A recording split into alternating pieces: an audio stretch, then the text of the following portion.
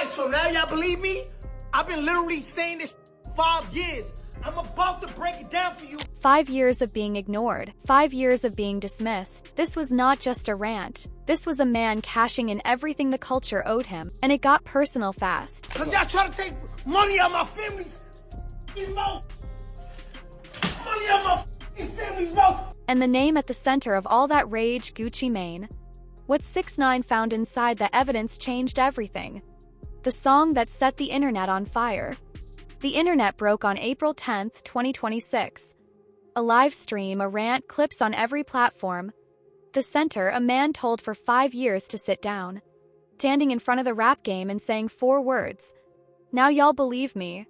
For half a decade, Tekashi 6ix9ine has carried a label that the culture stamped onto him and never took back. The man who cooperated. The man who testified, the man who sat in a federal courtroom and named names while his co-defendants stared him down from across the room. That word snitch became so attached to his identity that it followed him everywhere he went, online and off, in every headline, under every post, and every conversation where his name came up. It was his ceiling and his floor. No matter what he did, no matter what he said, no matter how many songs he released or how loud he screamed his arguments, the culture had made up its mind and was not moving. But on the night of April 10, 2026, Gucci Mane, a man who built his legacy over 2 decades on a foundation that included prominently a very public code of silence, dropped a song called Crash Dummy that sent the internet into a full spin cycle. And when the clips of 6ix9ine reacting to that song hit the timeline, the explosion was immediate and total. Clips spread across TikTok, Instagram Reels, YouTube reaction channels, and Facebook within hours of dropping on April 10 and 11, 2026. Sparking one of the most heated conversations the hip-hop internet has had in years about street code snitching and the selective way both get applied. Alright, so now y'all believe me? I've been literally saying this 5 years. I'm about to break it down for you. Those 6 seconds became the sound of the week. But before we get into the full chaos of what 6ix9ine said on that stream, before we walk through every exhibit he presented and every argument he made, we need to go back to the beginning. We need to understand what Crash Dummy was, why it existed, and what happened on January 10, 2026 that made a song like that possible in the first place. Gucci Mane is one of the foundational architects of trap music. The founder of 6ix9ine Records, a label that has launched careers, built legacies, and served as a launching pad for some of the most important Southern hip-hop artists of the last 15 years. To call him an institution is not hyperbole. It is a straightforward description of what his presence in the culture represents.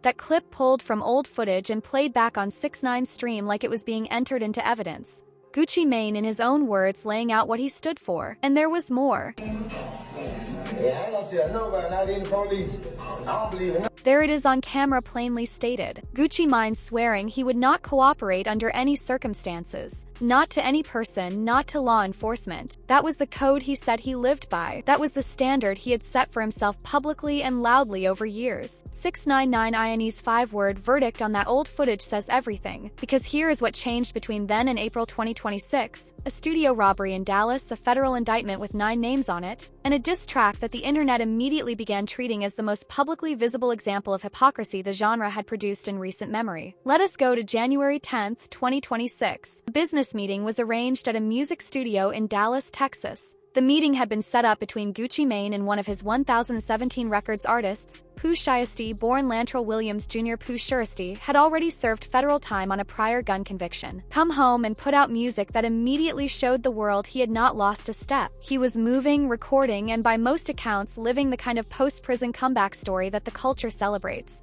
But he wanted out of his contract with Gucci's label. And according to federal prosecutors, the method he and his crew chose to pursue that exit was not a sit-down conversation, not lawyers, not negotiation. It was a kidnapping. What federal prosecutors allege happened in that Dallas studio is the following. Pushiest, his father, fellow rapper Big 30, and 6 other individuals walked into a meeting Gucci believed was legitimate and turned it into an armed robbery. Prosecutors allege that once the victims were inside, Shiesty produced a weapon, held it to a victim, and forced the signing of documents to release him from the label deal. Crew then allegedly took jewelry, watches, and cash. One victim was allegedly choked. The The door was barricaded. No one was leaving until the documents were signed. The evidence in the case was detailed. Studio footage, phone, records, ankle monitor, location data. 6ix9ine had been on home confinement from his prior federal gun case. Fingerprints and social media posts where members of the group allegedly showed off the stolen items afterward. This was not a rumor floating around the internet. This was a federal criminal complaint with physical and digital evidence attached. On April 1, 2026, 6ix9ine, his father, Big 30, and 6 others were arrested on federal kidnapping and conspiracy charges. 8 of the 9 were taken into custody across Dallas, Memphis, and Nashville. The United States Attorney held a press conference to announce federal kidnapping charges against multiple recording artists at once. That is the scale of what was happening. 8 of the 9 were arrested yesterday in Dallas, Memphis, and Nashville. These individuals who are charged and arrested include Lontrell Williams Jr., also known as 6ix9ine. Bond was denied for several co-defendants. 6ix9ine remained in federal custody in Dallas, and Gucci Mane, who was referenced in court documents as identifying 6ix9ine, publicly stated he was not cooperating with authorities or testifying. An FBI agent reportedly indicated they had not heard directly from him. And yet, just 9 days after those arrests, Gucci Mane walked into the studio and made a song. Crash Dummy was produced by Zovan, Gucci's longtime collaborator, the architect of some of the most iconic beats in Atlanta rap history. And from the first bar to the last, the song was unmistakably about what happened in that Dallas studio. Without naming 6ix9ine directly, Gucci described being set up at what he believed was a business meeting. He described people using his kindness against him. He described the perpetrators as crash dummies. And in one of the most quoted moments of the track, he referenced the fact that the man who allegedly robbed him was still signed to his label because the documents signed under duress, forced at gunpoint, do not constitute a legal contract release. The debate that erupted online was immediate and loud. Gucci's camp argued he had not cooperated with law enforcement, that he was not testifying, that releasing a song about something that happened to him is not the same as sitting down with prosecutors. His critics, and there were many, argued that making a song that publicly narrates an active federal case while the suspects are still awaiting trial is its own form of assisting the prosecution. They called it dry snitching. And the one person in the entire music industry who was absolutely positioned to make that argument louder than anyone else on the planet was sitting at home watching it unfold. And he got on stream. Do you hear your stupid ass? Yo, I'm gonna put your shit on your commissary. That is 6ix9ine. That is years of being told to sit down, cracking through the surface all at once. Now we are going to break down everything he said and everything he meant. 6ix9ine's case against the code. We pick back up on the night of April 10, 2026 inside one of the most electric and historically significant live streams hip-hop has watched in years.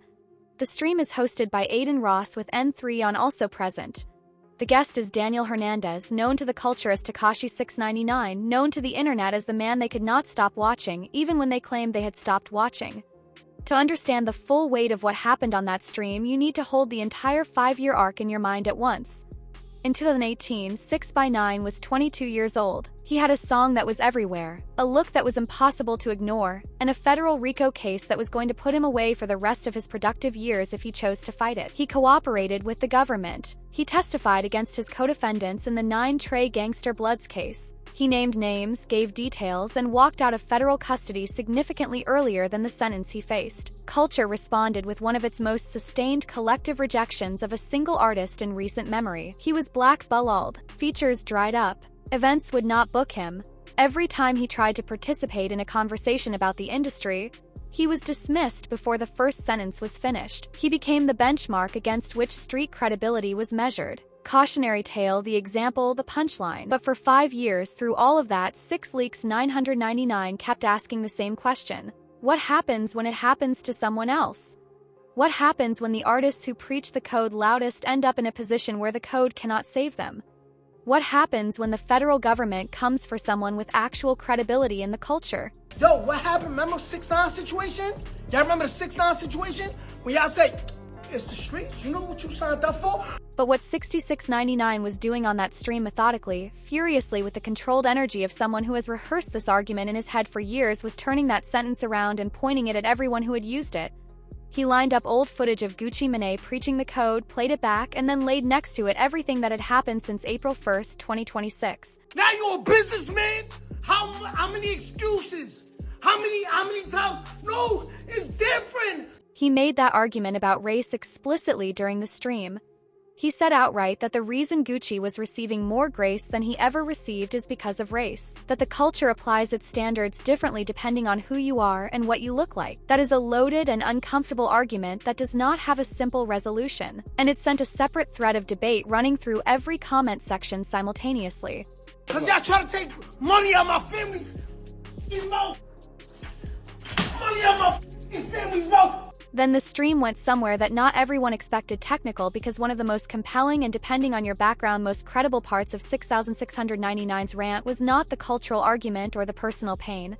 It was the breakdown of how federal prosecution actually functions. The justice system does not ground. When I mean the justice system, I mean the Department of Justice, which is United States America versus whatever your last name is, right? This is a man who has sat in a federal courtroom, who has looked at a charging document that says United States of America versus Daniel Hernandez and understood viscerally what that means in terms of the resources and power aligned against a single individual. He went on to explain with a level of accuracy that legal observers noted was essentially correct. The difference between state-level charges and federal charges. He explained what a grand jury subpoena means when it arrives from a federal court. He explained that there is no constitutional provision for the street code. There is no amendment protecting you from contempt charges if you refuse a federal judge's order to testify. Gucci Mane, whether he's telling or his cameraman is telling, right? You know what the feds do? He was setting up the mechanics because his argument was not that Gucci is morally deficient or personally a bad man. His argument was structural, that the federal government is a machine that does not care what code you believe in or what reputation you have built over 20 years in the music industry. The stream ended with something no one quite expected. Through all the evidence, all the exhibits, all the legal breakdowns and the cultural arguments and the financial grievances, 6ix9ine picked up a piece of paper and read a Bible verse. Let me read this shit for you. This is God. All who rage against you will surely be ashamed and disgraced. Whether you find that moment powerful or absurd probably tells you exactly where you stand on everything that came before it. But either way, by the time those streams were clipped and posted and shared and screenshotted and reposted to every platform on the internet, the damage was done. The grenade was in the air and it was about to land in the middle of the whole rap world, which means it was time for everyone else to start talking.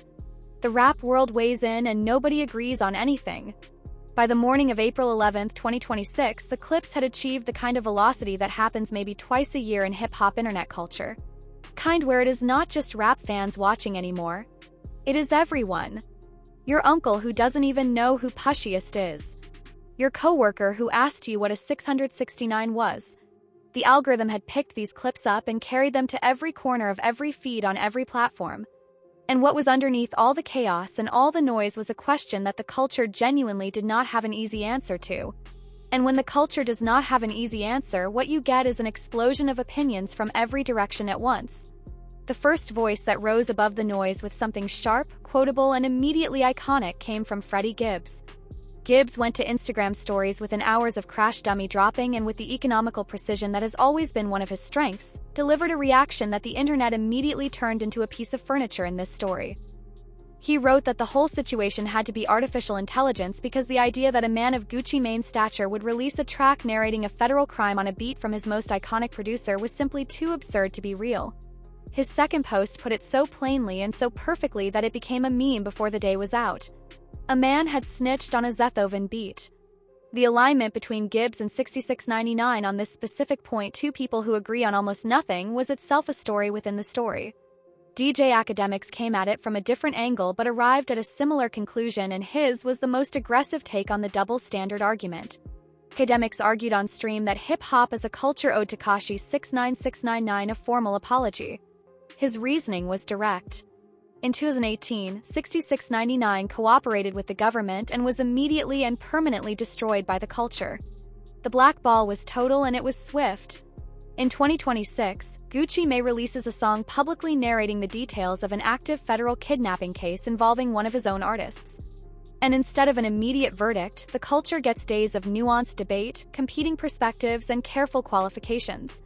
Academics pointed out that there was documented video recorded evidence of 6,699's own kidnapping, that he had been physically abducted and robbed before he ever cooperated, a fact the culture had consistently ignored when deciding what to call him. He argued that the selective application of the standard was impossible to defend intellectually. Academics debated this point at length with WAC100, who took the position that Gucci Mane's situation was fundamentally different because the robbery was already documented on camera. The evidence existed before the song. Gucci did not create new information for prosecutors. The studio had footage. The phone records existed. The ankle monitor data was already in government hands. In WAC100's reading, making a song about what was done to you is not the same as walking into a government office and providing testimony. It is an artist processing trauma, and that distinction, he argued, matters. That debate, whether there is a meaningful legal or moral difference between direct cooperation with prosecutors and publicly narrating an active federal case in song form, is one of the more genuinely interesting philosophical questions to come out of the entire situation.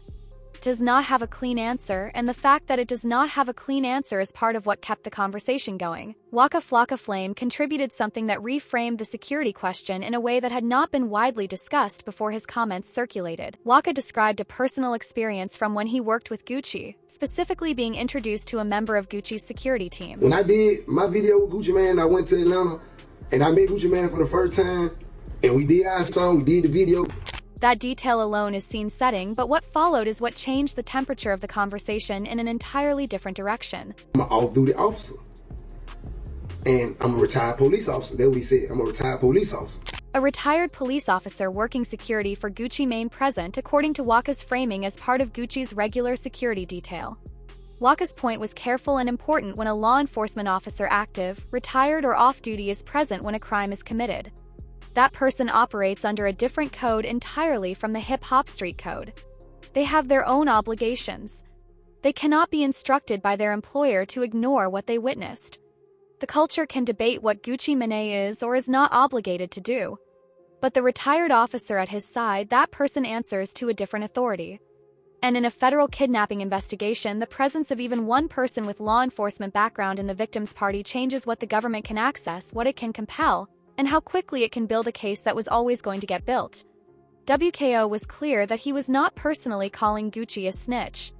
He was pointing out the structural reality that when you have law enforcement around you as part of your regular team, the idea that the code will function as a wall between you and the federal government becomes significantly more complicated.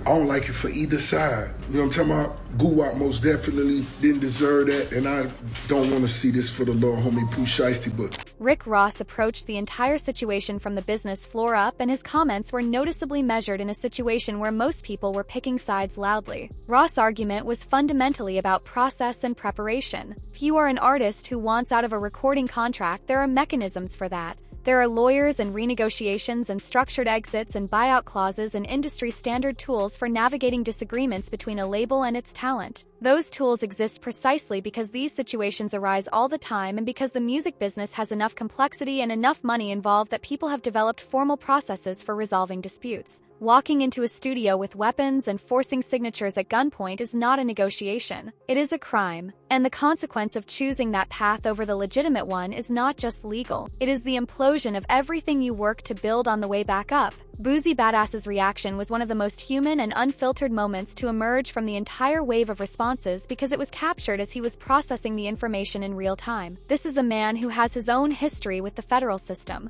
He knows the weight of what federal charges mean, and watching him sit with what he was being told was like watching someone work through a grief they did not quite know how to hold. 3 repetitions of the same 2 words, each landing with slightly more weight than the one before. 'Cause this is not a Twitter rumor. This is not an industry gossip post. This is the United States Attorney for the Northern District of Texas holding a press conference. This is federal kidnapping. This is 9 people arrested across 3 cities. This is as real as it gets. And the people in the culture who knew what real looked like could feel it. Honeycomb Brazy's comments cut to what many observers considered the real tragedy buried beneath the drama. Not the legal outcome, not the street code debate, but the squandered potential. The story of what Pooh Shiesty was before this happened. He did not flop. He went to the charts. He had the cars, the tours, the lifestyle, the comeback story that the culture loves to celebrate. He had the full package of a man who had done his time, came home and showed the world he was still everything he had been before. All of that built back from zero. And then, according to everyone who weighed in with any version of this argument, pride walked through the door and took it all back. Pooh Shiesty, as of April 11, 2026, remained in federal custody with bond denied. And in one of those ironies that sounds like it was written for a movie rather than lived in real life, he was still technically signed to Gucci Mane's 1017 Records contract he allegedly tried to escape through armed robbery had not been voided. The deal he allegedly forced signatures to undo was still legally intact. The attempted robbery of a record deal ended with the artist still in the deal and facing federal kidnapping charges. That is not a commentary. That is just the outcome. Gucci Mane has not responded to 6ix9ine's rant. As of April 11, 2026, he has not addressed the street code accusations, has not spoken publicly about the viral clips, and has not released a statement of any kind in response to the wave of reactions from across the industry. Whether that silence is strategy, dignity, or something else entirely, only he knows. But in the absence of a response, the internet has continued to fill the space with its own verdicts. And that brings everything back to the one person who set the whole conversation in motion. Not Gucci, not Pooh Shiesty, not the Dallas studio. Comes back to a man with rainbow hair and a face full of tattoos who has been sitting on the outside of hip-hop's inner circle for 5 years pointing at the walls and saying, "The code is not what you think it is. Code is not a principle. It is a performance. And when it is your turn, when the government puts your name on that piece of paper and the United States of America is standing on the other side of the table, you will find out what the code actually means, which is in most cases not as much as you thought." 6ix9ine's position throughout this entire conversation has never been that the code is wrong as a concept. His position is that the code is applied selectively, arbitrarily, and with a consistency that tracks exactly with popularity and cultural allegiance and nothing else. And whether you love him or hate him, and most of the rap internet falls firmly into the latter category. The events of April 2026 have given that argument more concrete, documented real-world evidence than it has ever had before. The situation is still developing. The legal case against Pooh Big 30 and the co-defendants is ongoing. New reactions are dropping hourly across every platform. And somewhere in all of this noise and all of the clips and the memes and the Exhibit A's and the Bible verses and the Zovan beats, hip-hop is being asked a question it does not have a clean answer to. What does the code actually mean? Who does it actually protect? And is it a code at all, or just a story the culture tells itself?